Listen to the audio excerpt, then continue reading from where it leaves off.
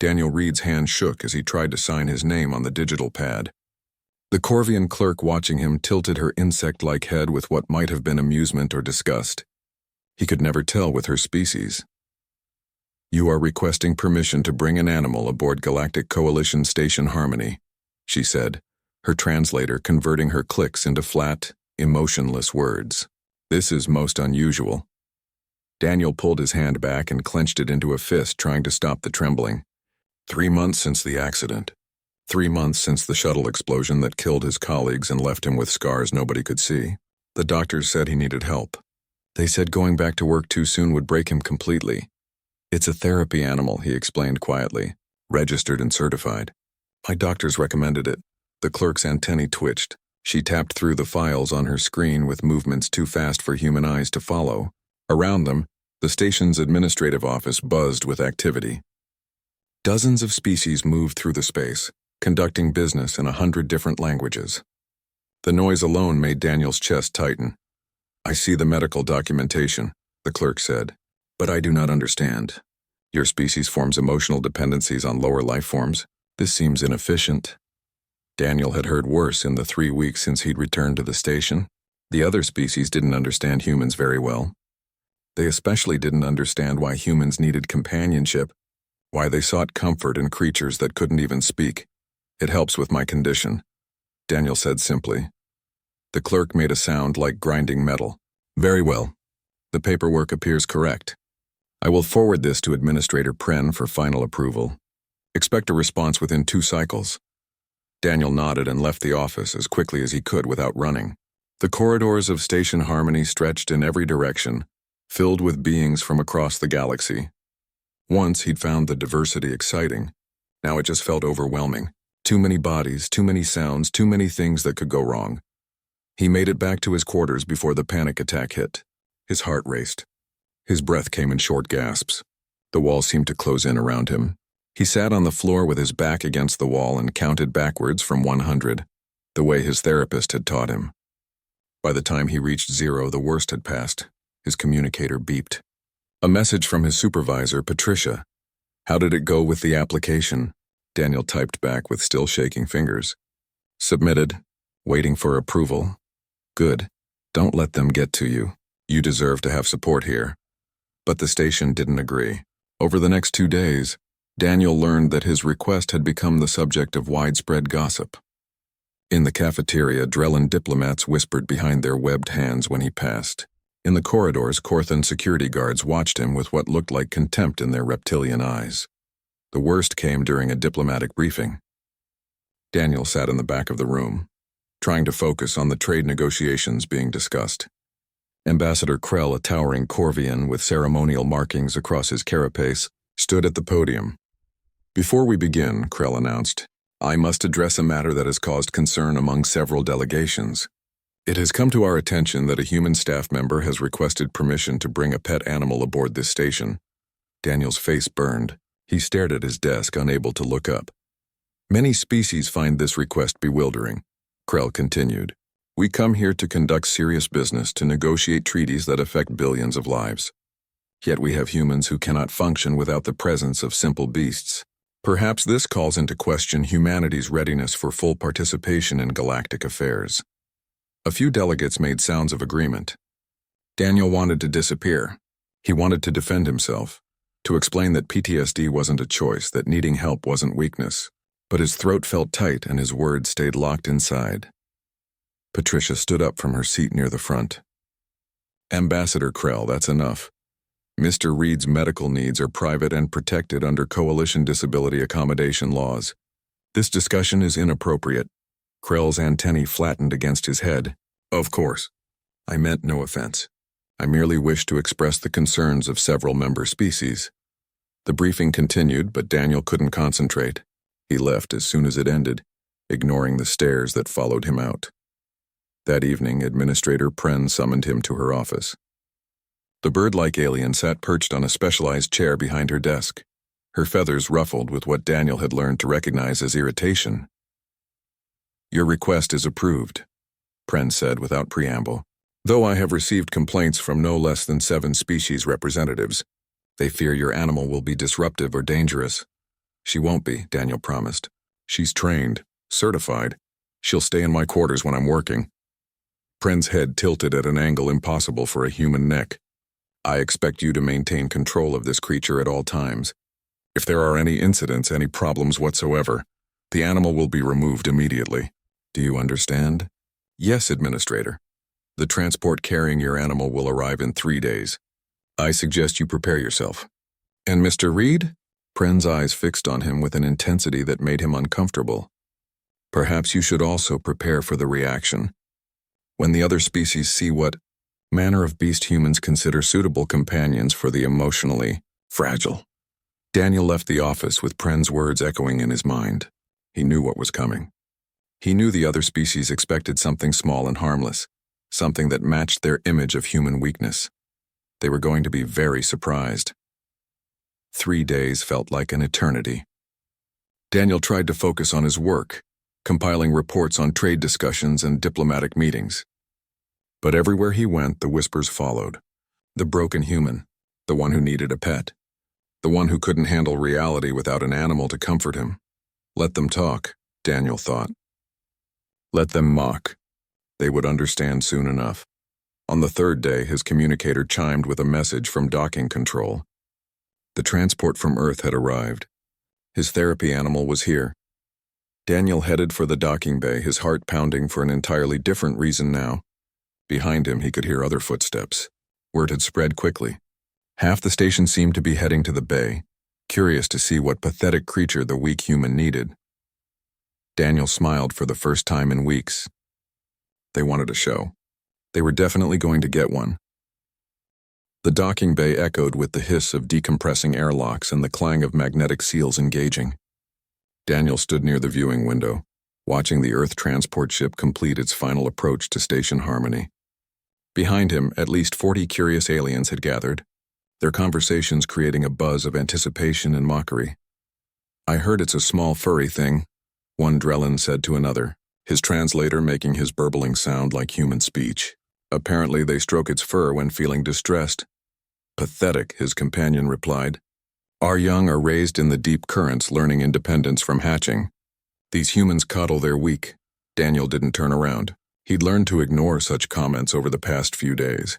His focus stayed on the transport ship as it settled into its berth. Through the reinforced windows, he could see the cargo bay doors beginning to open. Administrator Pren arrived with her security detail, her feathers pressed flat against her body in clear displeasure. Mr. Reed, I trust this animal is properly contained. Yes, Administrator, Daniel said. Earth protocols for transporting large animals are very strict. Large? Pren's head swiveled to stare at him. The manifest simply listed therapy animal. How large are we discussing? Before Daniel could answer, a warning klaxon blared through the docking bay. Red lights flashed along the walls. The automated station voice announced in multiple languages. Attention. Dangerous cargo detected. All non-essential personnel evacuate Docking Bay 7 immediately. The crowd of aliens stirred with confusion. Some began moving toward the exits. Others pressed closer, curiosity overcoming caution. Security personnel rushed forward, establishing a perimeter around the transport ship's cargo ramp. What is the meaning of this? Pren demanded, her voice rising to a screech. Mr. Reed, what exactly is aboard that ship? Daniel watched as the cargo ramp extended fully. A massive reinforced container became visible in the ship's hold, easily large enough to hold a small vehicle. Warning labels covered every surface in 6 different languages. He could read the English ones clearly. Apex Predator. Extreme Caution. Authorized handlers only. Lethal Force, authorized if containment breach occurs. The whispers behind him stopped. Silence fell over the docking bay like a heavy blanket. That's my therapy animal, Daniel said quietly. A Corvian scientist near the front of the crowd activated his portable scanner, pointing it at the container. His antennae shot straight up in alarm. The life form inside registers as 400 pounds. Body temperature indicates mammalian species. Bone density suggests extreme physical power. He looked at Daniel with something close to horror. What manner of creature do you humans use for emotional support? The container began to move, guided by the transport ship's automated cargo system. It descended the ramp slowly, its weight making the metal groan. When it touched the deck of the docking bay, Daniel felt the vibration through his boots. Station security formed up around the container, their weapons drawn but held low. The head of security, a Korthan named Grath, approached with his hand on his sidearm. His scaled face showed no emotion, but his tail lashed back and forth in clear agitation. "Open it," Pren ordered, though her voice shook slightly. "Wait," Daniel said, stepping forward. "Let me do it. She'll be calmer if she sees me first." "She?" Grath's eyes narrowed. "What is she?" Daniel walked to the container's control panel. His hands had stopped shaking. For the first time in months, his heart raced with excitement rather than fear. He entered his authorization code and placed his palm on the biometric scanner. The container's locks disengaged with a series of heavy clicks. Hydraulics hissed as the door began to swing open. From inside came a sound that made every alien in the bay take a step back, a deep rumbling growl that seemed to vibrate through the deck plates. "Easy, girl," Daniel said softly. "We're home." The door opened fully. For a moment, nothing happened. Then a massive shape moved in the shadows of the container. A head emerged first, broad and powerful, with small rounded ears and a long snout. Dark brown fur covered muscles that rippled beneath the pelt with each movement. When the creature stepped fully into the light, gasps echoed through the bay. Luna stood on all four legs, her shoulders reaching Daniel's waist. She was a grizzly bear in her prime, 400 pounds of pure predator. Her claws clicked on the metal deck. Her dark eyes scanned the crowd of aliens, and her lips pulled back to reveal teeth designed for tearing meat. "By the void," someone whispered. The human brought a killing machine. Several aliens fled toward the exits. Others froze in place, their various species' fear responses kicking in. Pren's feathers stood completely on end, making her look twice her normal size. Security weapons came up, targeting Luna from multiple angles. "Nobody shoot," Daniel said calmly. He walked toward Luna without hesitation. "Mr. Reed, get back," Grath shouted. "That creature will tear you apart." But Luna's demeanor changed the instant she focused on Daniel. The threatening growl became a sound of recognition, almost like a purr but deeper. She moved forward, closing the distance between them in 3 powerful strides. Her massive head pushed against Daniel's chest, nearly knocking him over. Daniel wrapped his arms around her neck, scratching behind her ears. "Hey girl, I missed you too." Luna made contented sounds, leaning her weight against him. She was perfectly calm now, as gentle with Daniel as any dog greeting its owner after a long separation. The contrast between her fearsome appearance and her behavior with Daniel created a cognitive dissonance that left the watching aliens speechless. Daniel looked up at the crowd. His voice carried clearly across the silent bay. "This is Luna. She's been my therapy animal for 2 years. She was raised from a cub by specialized trainers on Earth. She's certified for PTSD support work. And yes, she's a grizzly bear." Trill, the young Corvian scientist, stepped forward cautiously. His scanner was still active, feeding him data about Luna. "Mr. Reed, my readings indicate this creature possesses the capability to kill most species on this station in seconds. Her claws alone could disembowel a Korthan warrior. Her bite force exceeds 1,200 pounds per square inch. She can run at speeds up to 35 miles per hour. How can you possibly claim this is a therapy animal?" Daniel scratched under Luna's chin and she tilted her head back in obvious pleasure. "Because she chooses not to hurt me. Because when I wake up from nightmares, she's there. When I can't breathe because my mind takes me back to the explosion, she lies across my chest until I calm down. When the world feels too loud and too dangerous, she makes me feel safe. That's what therapy means." "But she's dangerous," Pren protested weakly. "So am I," Daniel said. "So is everyone here in different ways. Luna's danger is just more obvious." He looked around at all the aliens staring at them. "You wanted to mock the weak human who needed a pet. Well, here she is. Still think humans are weak for bonding with animals?" Nobody answered. Luna yawned, showing her impressive teeth again, then sat down beside Daniel with her shoulder pressed against his leg. She watched the crowd with calm eyes, utterly relaxed now that she was with her human. Grath lowered his weapon slowly. "I have fought across 3 star systems. I have faced warriors from 24 species, but I have never seen anything quite like this." He looked at Daniel with new respect. "Your species tames apex predators?" "We don't tame them," Daniel corrected. "We partner with them. There's a difference." Pren made a series of clicking sounds that her translator didn't bother converting. Finally, she spoke. Your quarters have been modified as requested, Mr. Reed. Take your animal there immediately. And Mr. Reed? Perhaps we judged too quickly, Daniel nodded. Come on, Luna, let's go home. He walked toward the exit with Luna padding beside him. The crowd parted like water, giving them an extremely wide berth. As they passed, Daniel heard fragments of conversation starting up again, but the mockery was gone. Now there was only shock, fear, and a growing sense of respect. Behind them, Trill spoke to his fellow Corvians. We need to research Earth's fauna immediately. If this is what humans consider a companion animal, what else lives on their world? Daniel smiled to himself. They were starting to understand. Humans didn't bond with weakness. They bonded with strength and earned its loyalty in return.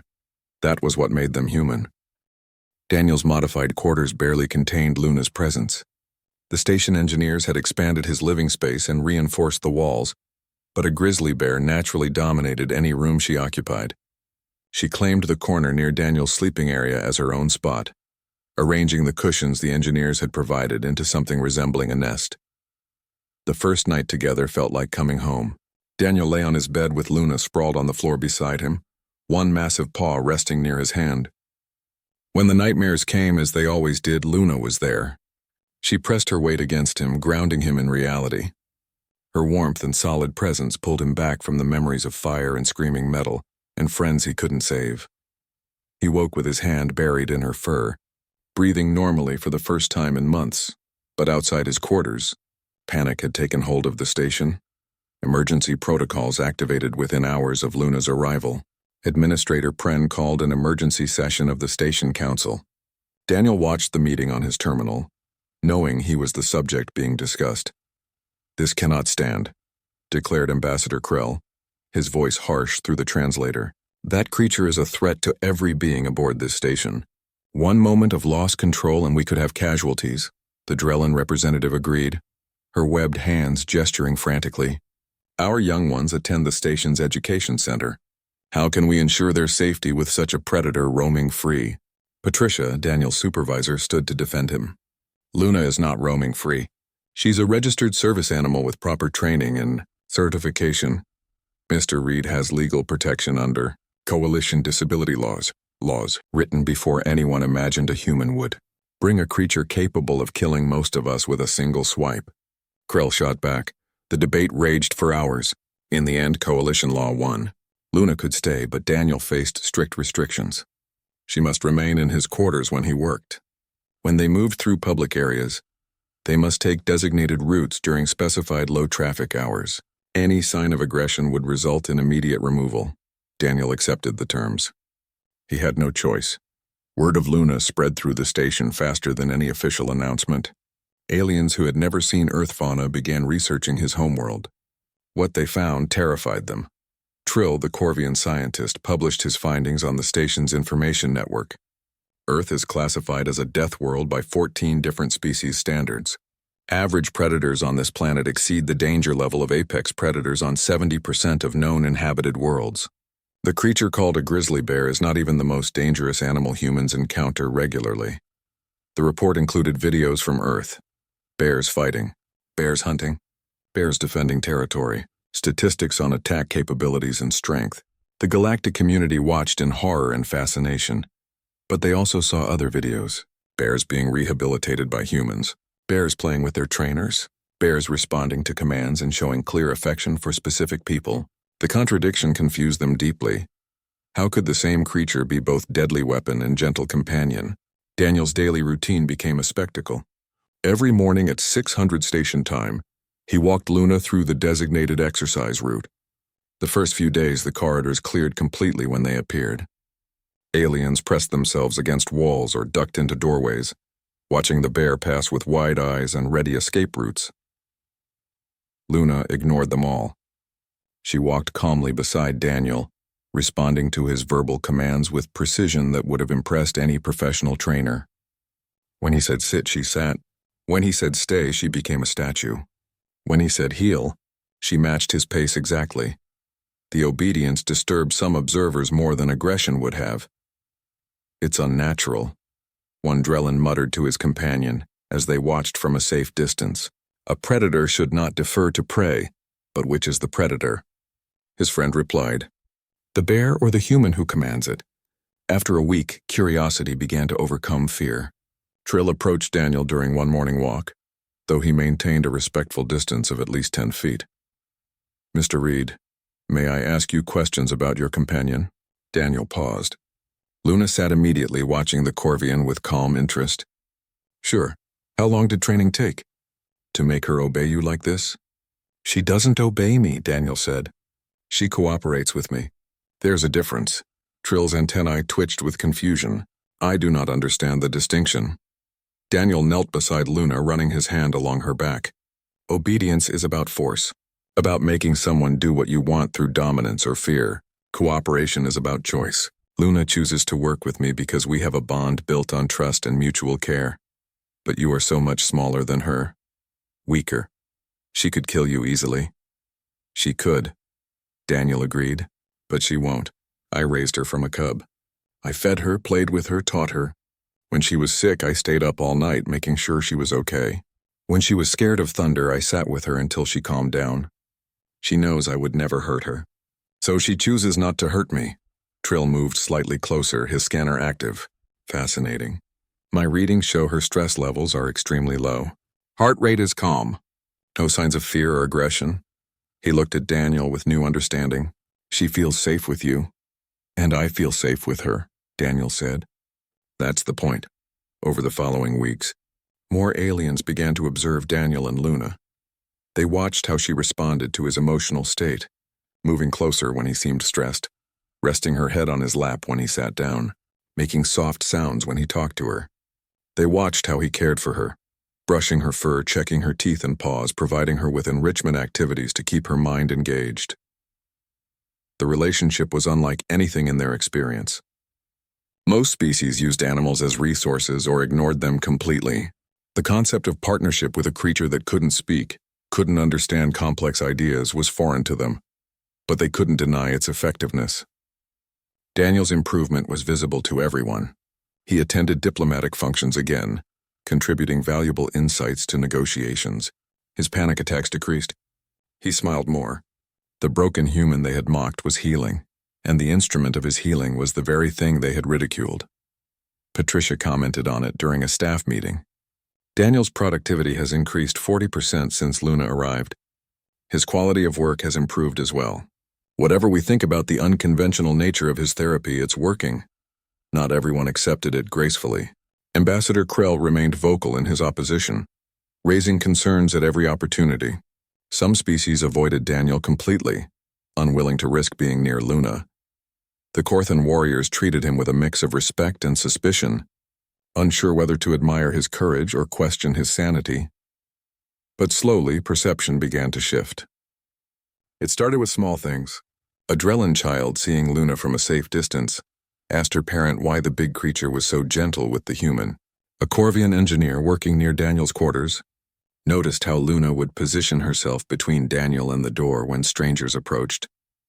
Protective but not aggressive, Trill became something of an advocate, publishing follow-up reports on Luna's behavior and training. This represents a sophistication in interspecies bonding that deserves further study. Humans have spent thousands of their years developing these relationships. The results suggest capabilities we may have underestimated. One evening, Daniel sat in his quarters with Luna's head resting on his legs. He scrolled through reports on his terminal, Luna snoring softly beside him. His communicator chimed with a message from Patricia. "Trade delegation visiting next week. They're requesting to meet you and Luna. Apparently word has spread beyond the station." Daniel smiled and scratched behind Luna's ears. She groaned contentedly without opening her eyes. "What do you think, girl? Ready to show them what humans and bears can do together?" Luna's tail thumped twice against the floor, her version of agreement. Outside, the station continued its daily rhythm. But something had changed. Humans were no longer just the strange species that bonded with animals. They were the species that turned apex predators into partners. The species that earned loyalty from creatures built to kill. That realization changed how the galaxy saw humanity. And it all started with one man and his therapy bear. The trade dispute started small, as most conflicts do. A shipment of rare minerals from the Corthan Empire arrived at Drellin space docks with documentation claiming a lower quantity than what the Drellins had paid for. The Drellans accused the Korthans of theft. The Korthans accused the Drellans of fraud, claiming the payment had been insufficient in the first place. Within days, the disagreement escalated from a commercial dispute to a diplomatic incident. Daniel watched it unfold from his position in the diplomatic support office. His job involved maintaining records of negotiations and preparing briefing documents for the human delegation. It should have been routine paperwork, but he'd seen enough conflicts to recognize when something was spiraling out of control. "They're bringing in military advisors," Patricia told him during a briefing. "Both sides. This isn't just about minerals anymore. There are old grudges involved. Territorial claims, resource rights that have been disputed for decades."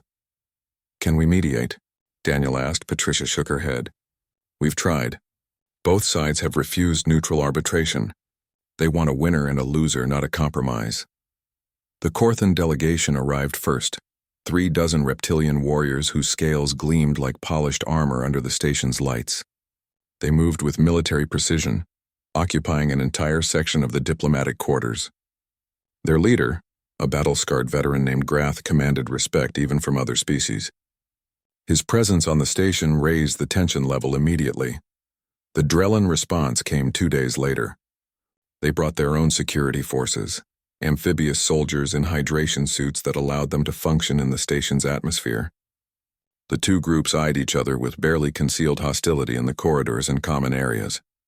Administrator Pren called an emergency meeting of all diplomatic staff. Her feathers remained pressed flat against her body, a sign of extreme stress that Daniel had learned to recognize. "We must maintain peace on this station," she announced. "Any violence between delegations will result in immediate expulsion and potential sanctions.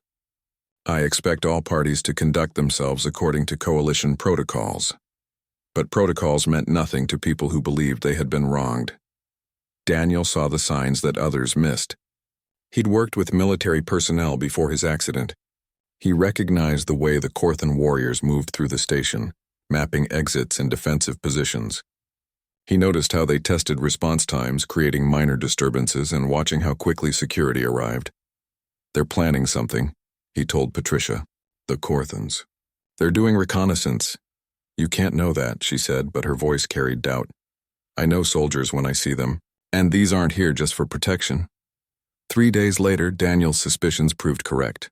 The Korthans struck during a scheduled negotiation session. A radical faction within their delegation, believing their government was being too soft, took matters into their own hands. 4 warriors seized control of Conference Room 7, taking 6 diplomats hostage in the process. Patricia was among them. Alarms blared throughout the station. Security forces rushed toward the conference level, but the Korthans had prepared well.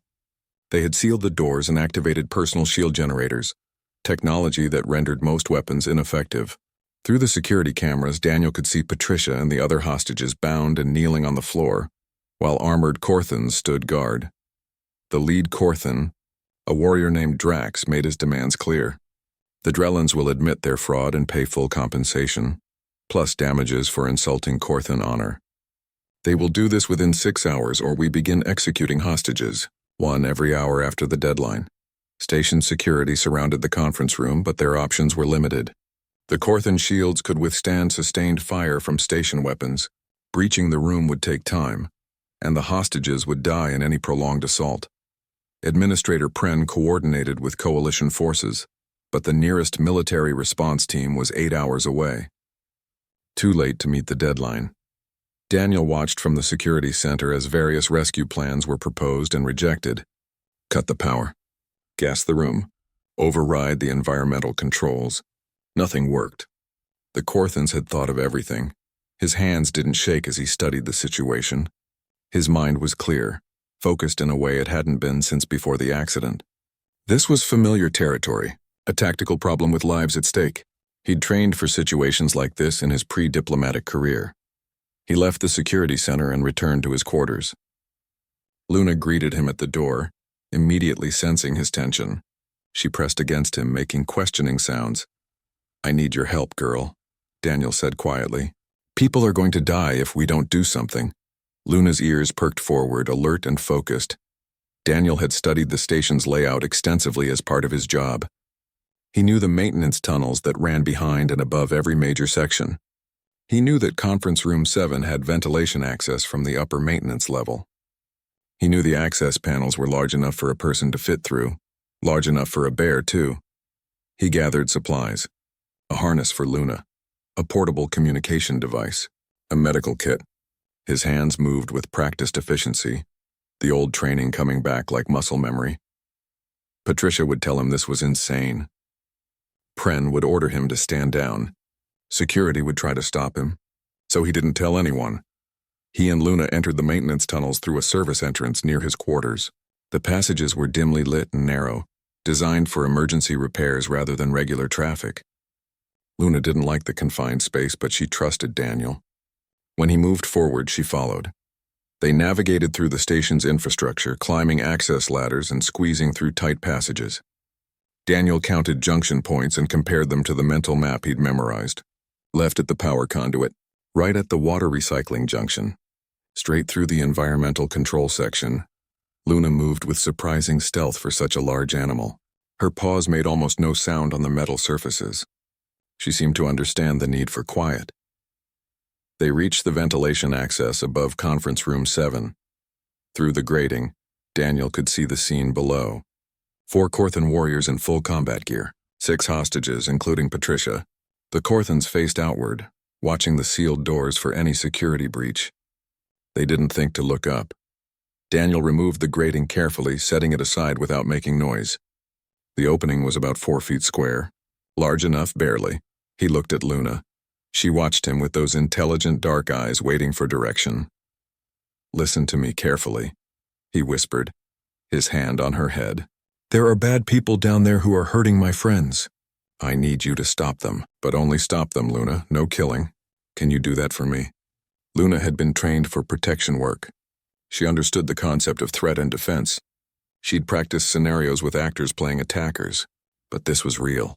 She licked his hand once. Her version of agreement. "Okay," Daniel said. "When I say go, you drop down fast. Take out anyone with a weapon. Pin them, disarm them, but don't kill unless you have no choice. I'll be right behind you. Ready?" Luna positioned herself at the edge of the opening, muscles coiled. Daniel activated his communicator, setting it to security frequency. "This is Daniel Reed. In 30 seconds, Conference Room 7 is going to get very loud. When it does, breach the doors immediately. The hostages will be safe. Reed, what are you doing?" Pren's voice crackled back. "Stand down immediately." "Sorry, Administrator. Can't do that. My supervisor is in there. And I've got the only weapon that can breach Korthan shields." He looked at Luna one more time. "Go." She dropped through the opening like 400 pounds of fury given purpose. The Korthans had perhaps 2 seconds to register what was happening before Luna hit the floor and launched herself at the nearest warrior. The Korthan warrior named Drax had fought in 7 campaigns across 3 star systems. He'd faced enemy combatants using every weapon technology could provide. He'd survived ambushes, explosions, and direct combat with opponents twice his size. He considered himself prepared for any threat. He was not prepared for Luna. She hit the floor with a sound like thunder, all 400 pounds of muscle and momentum condensed into one explosive arrival. Before Drax could raise his weapon, she was on him. Her claws, each one longer than a human finger, hooked into his shield generator harness and ripped it away. The expensive technology shattered against the wall. Drax fell backward, his weapon clattering across the floor. Luna planted one massive paw on his chest, pinning him completely. Her teeth were inches from his face, and the growl that rumbled from her throat vibrated through his entire body. He froze, every combat instinct screaming that he was facing something beyond his ability to fight. The second Korthan reacted faster, swinging his weapon toward Luna. But she'd already moved. Bears could accelerate with frightening speed, and Luna had been trained to recognize threats. She left Drax gasping on the floor and crossed the room in 3 bounds. Her shoulder hit the second warrior like a battering ram, knocking him sideways. His weapon discharged, the energy bolt scorching the ceiling. Luna's jaws clamped around his wrist, not hard enough to break bone, but with enough pressure to make him release the weapon. She shook her head once and the gun flew across the room. Then she dropped low and swept his legs out from under him with her body weight. He went down hard. The third warrior tried to use the confusion to grab a hostage. He reached for Patricia, pulling her up as a shield. Stay back or she dies. Luna paused, her eyes fixed on the Korthan. For a moment, the room hung in perfect silence. The warrior's confidence grew. The beast had stopped. He'd won. Then Daniel dropped through the ceiling opening. He landed in a crouch between Luna and the hostages. "Luna, heal!" She came immediately, positioning herself beside him. But her eyes never left the warrior holding Patricia. "Let her go," Daniel said calmly. "You can't win this. Security is about to breach those doors. Your shields are gone. Your weapons are scattered. It's over." "I still have a hostage," the Korthan snarled. "Call off your creature or she dies." Daniel's voice remained steady. "You're a warrior. You understand tactics. Right now you're holding my supervisor and my friend. That makes Luna very interested in you. If you hurt Patricia, Luna will stop following my commands. And I promise you, you don't want that." The fourth Korthan, who had been guarding the door, tried to flank them. Luna's head snapped around, tracking his movement. A warning growl stopped him in his tracks. She didn't move from Daniel's side, but her message was clear. "Try it and see what happens." "You expect me to believe a beast can be that precise?" the warrior holding Patricia asked. But his voice carried less certainty now. "She's not a beast," Daniel said. "She's my partner. And she's been trained for exactly this kind of situation. She knows who the threats are. She knows who the victims are. And she knows I want everyone to walk out of here alive, even you." The sealed doors exploded inward. Station security poured into the room, weapons raised. They stopped short at the scene before them. One bear standing calmly beside a human. Two Korthan warriors on the floor, disarmed and dazed. One warrior backing away from the bear slowly. And one still holding a hostage but looking increasingly uncertain about his position. Grath, the senior Korthan warrior, pushed through the security forces. He took in the situation with a soldier's eye, processing what had happened in seconds. His gaze moved from Luna to the scattered weapons to his warriors' defeated positions. "Release the hostage, Drax," he ordered. "It's over." "But the demands are no longer relevant," Grath interrupted. "You've lost, honorably, which is more than you deserve after this foolishness." He looked at Luna with something that might have been respect. "You were defeated by a superior combatant. There's no shame in that." Drax slowly released Patricia, who scrambled away toward the other hostages. The moment she was clear, Luna relaxed slightly, though she remained alert. Station security moved in, restraining the four Korthan warriors. Medical teams checked the hostages for injuries. Administrator Pren entered, her feathers standing on end in what Daniel now recognized as a combination of anger and shock. "Mr. Reed," she began, her voice tight, "you directly violated security protocols. You endangered yourself and your animal. He saved us," Patricia interrupted, rubbing her wrists where the bonds had been. "Security couldn't breach their shields. We had maybe 2 hours before they started executing hostages. Daniel did what had to be done." Pren's beak clicked shut. She looked at Luna, who sat calmly beside Daniel as if 400 pounds of bear dropping through ceilings into hostage situations was perfectly normal. "How did you even accomplish this?" "The Korthan shields only work against projectiles and energy weapons," Daniel explained. "Luna is neither. She's a living being. The shields weren't designed to stop something like her." Grath approached slowly, keeping his movements non-threatening. Luna watched him but didn't growl. He stopped a respectful distance away and addressed Daniel directly. "I must apologize for my warriors' actions. They acted without authorization, driven by misguided passion for our cause. They have dishonored our delegation and will face consequences." He paused, his eyes on Luna. "But I must also say I have never witnessed such a display.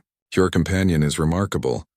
"She's a therapy animal," Daniel said with a slight smile. "Remember? The one everyone mocked me for bringing aboard?" "We were fools," Grath said simply. "We saw weakness where there was strength. We mocked a bond we didn't understand." He gestured toward his warriors being led away. "These four are trained from hatching in combat. They have shields, weapons, armor, yet they were defeated in moments by an animal and an unarmed human." "Not defeated by an animal," Daniel corrected. "We work together. That's what partnership means. Luna trusted me to give her the right directions. I trusted her to execute them. Together, we're more effective than either of us could be alone." Trill had arrived with the security forces, his scanner active and his antennae waving excitedly. "Incredible. I monitored the entire encounter through security feeds." Luna demonstrated not just physical superiority but tactical awareness. She neutralized threats in order of danger.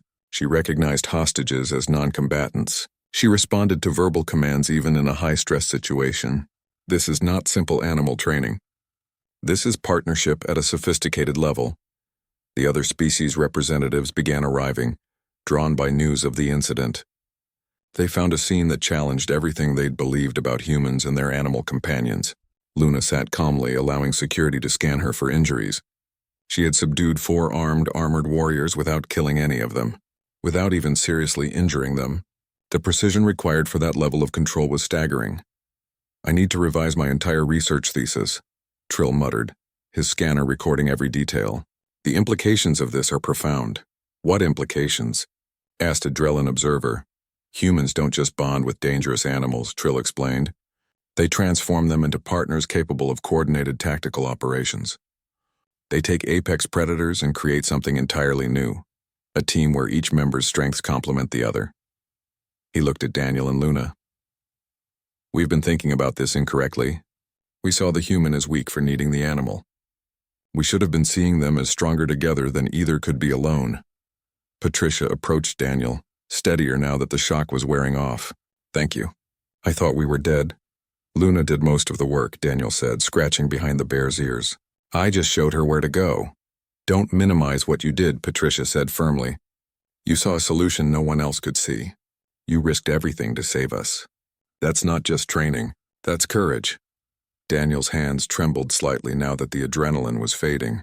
The old anxiety tried to creep back in, bringing memories of the last time he'd been in a crisis situation, the last time he'd tried to save people and failed. Luna pressed against his leg, her weight grounding him. She made a soft sound and he focused on her presence. The trembling stopped. His breathing steadied. "See?" Patricia said gently. "She really is a therapy animal. Even after all that, she's still taking care of you." Administrator Pren cleared her throat. "Mr. Reed, we will need to conduct a full investigation into this incident. Your actions, while effective, were highly irregular. However," she paused, her feathers settling slightly, "I will be recommending a commendation rather than punishment. You saved lives today." "We saved lives," Daniel corrected, his hand on Luna's head. "Me and my apex therapy animal." Grath made a sound that might have been Corthan laughter. "Your species continues to surprise us, human. We thought you weak for bonding with beasts. Now we wonder if perhaps you are stronger than we imagined, precisely because you form such bonds. Maybe you're starting to understand," Daniel said. "Humans don't conquer nature. We partner with it. We find strength in connection rather than domination. That's what makes us different." Luna yawned, showing her impressive teeth once more. Then she leaned against Daniel and closed her eyes, utterly content despite the chaos around her. She'd done her job. Her human was safe. Nothing else mattered. The crowd of aliens watched them with new eyes. The mockery was gone completely now, replaced by respect, fascination, and perhaps a touch of healthy fear. One human and one bear had changed everything. The formal inquiry took 3 days. Daniel sat through hours of questioning while various species representatives tried to understand exactly what had happened in Conference Room 7. Security footage was reviewed frame by frame.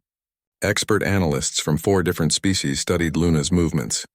Combat specialists provided assessments of the Corthan warriors' capabilities and how they had been neutralized so efficiently. In the end, the conclusion was unanimous. Daniel and Luna had executed a near-perfect tactical intervention. 0 hostage casualties, minimal injuries to the hostage takers, complete mission success. Administrator Pren delivered the official findings in a station-wide announcement.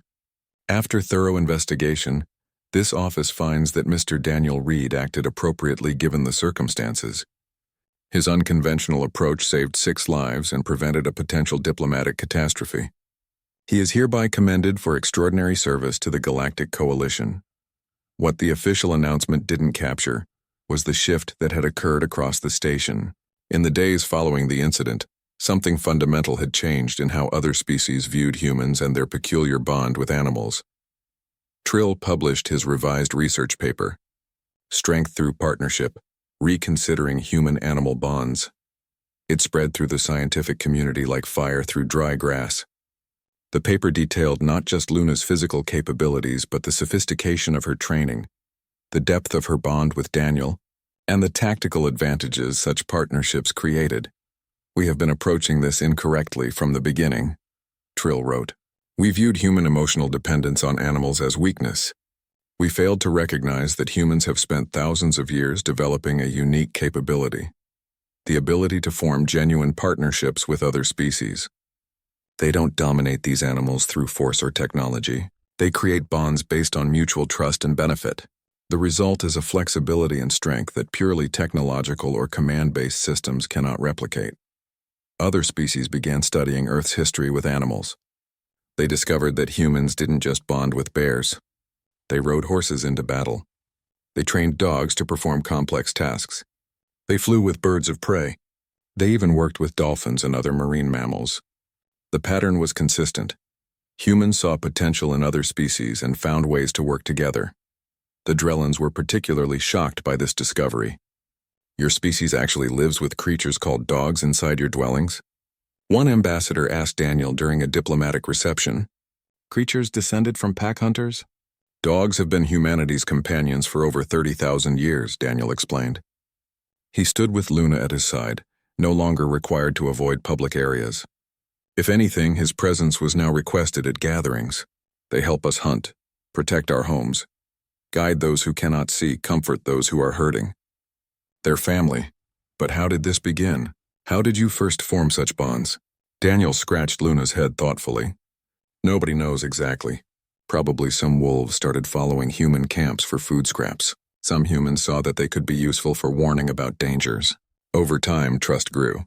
Humans fed the wolves and wolves helped humans. Eventually, they weren't wolves anymore. They were something new, something that existed because of that partnership." The Drellan was silent for a moment. "So you transformed them?" "We transformed each other," Daniel corrected.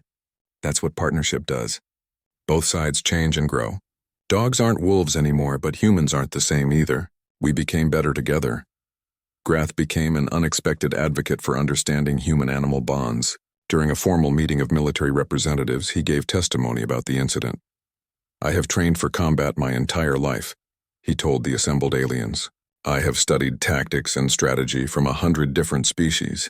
But I never considered that one could partner with a non-sentient being in such a sophisticated way." He gestured toward Daniel, who sat in the gallery with Luna. The human gave simple commands: go, stop, protect. The animal understood not just the words but the intent. She evaluated threats independently. She adjusted her actions based on the situation. This was not a weapon following programming. This was a thinking being choosing to work with another thinking being. "But bears are not sentient," a Corvian representative objected. "They have intelligence, yes, but not sapience. Not true understanding." "Perhaps our definitions of understanding need revision," Grath replied. "That bear understood enough to save lives. She understood enough to use appropriate force. She understood enough to protect the helpless. Call that what you will, but I call it remarkable." The rescued hostages added their own testimonies. Patricia spoke at length about Daniel's courage and Luna's precision. "I was terrified when she dropped into that room. She's massive and powerful, and her teeth are nightmares made real.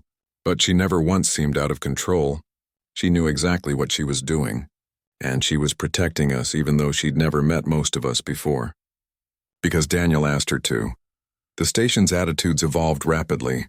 Parents who had complained about Luna's presence began bringing their children to designated observation areas during her exercise times.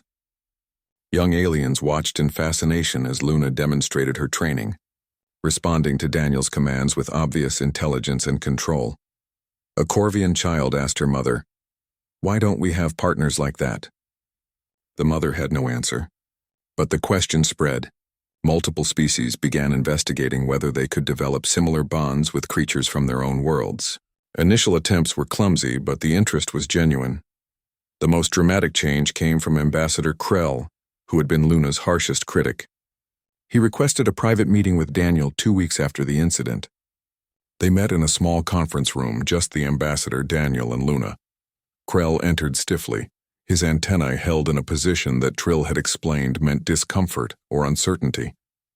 He stood before Daniel for a long moment before speaking. "I owe you an apology, Mr. Reed. Several apologies, in fact. I questioned your fitness for diplomatic work. I mocked your need for assistance. I called for your animal to be banned from this station. I was wrong on every count. Daniel nodded, accepting the apology without making Krell grovel. You didn't understand. Most species don't. But I should have tried to understand before passing judgment, Krell said. That is the essence of diplomacy, is it not? To seek understanding rather than assume knowledge? He looked at Luna, who lay calmly beside Daniel's chair. May I approach her? Luna, sit, Daniel commanded. She sat up attentively. It's okay, girl, friend. Krell moved closer slowly. Up close, the size difference was even more dramatic. The insectoid alien barely reached Luna's shoulder when she sat. His antennae waved nervously. What do I do? He asked. Let her smell you, Daniel suggested. Then if she seems calm, you can touch her head. Gently. Krell extended a foreleg tentatively. Luna sniffed it, her nose working. Then she made a soft sound and leaned slightly toward him. Permission granted. The ambassador placed his leg on Luna's head carefully as if she might explode at any moment. She sat perfectly still, allowing the touch. After a moment, Krell made a sound his translator didn't bother converting, something between wonder and disbelief. She's warm and soft. I expected her to feel like armor, like a weapon. But she feels alive in a way I didn't anticipate. That's because she is alive, Daniel said. She's not a tool or a weapon. She's a living being who chooses to work with me. That's what everyone kept missing. Krell stepped back, his antennae now held in a position Trill had identified as respect. Your species has capabilities we never imagined. Not despite your emotional connections, but because of them. We Corvians pride ourselves on logic and efficiency.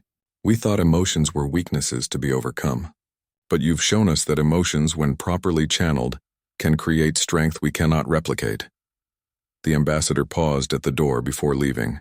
I will be recommending to my government that we study human practices more carefully. Perhaps there is much we can learn from a species that befriends apex predators. After he left, Daniel sat quietly with Luna.